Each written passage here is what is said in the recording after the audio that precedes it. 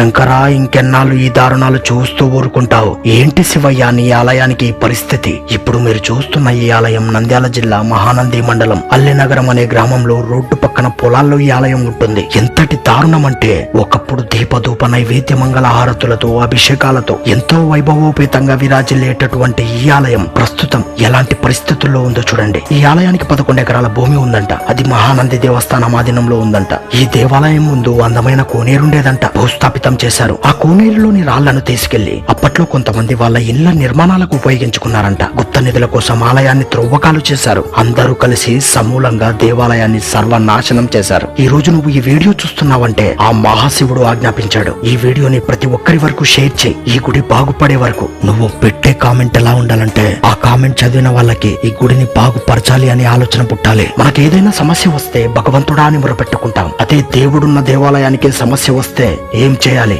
మనందరం తలుచుకుంటే ఈ ఆలయాన్ని బాగుపడేలా చేయవచ్చు. దేవాలయ భూములను అనుభవిస్తున్నారు, కానీ దేవాలయాన్ని మాత్రం ఒక అనాథలాగా వదిలేశారు. ఇంతకంటే దారుణం మరొకటి ఉండదు. మహానంది దేవస్థానం వారికి చేతులెత్తి మొక్కుతున్నా, దయచేసి ఈ దేవాలయాన్ని తిరిగి బాగు చేయండి.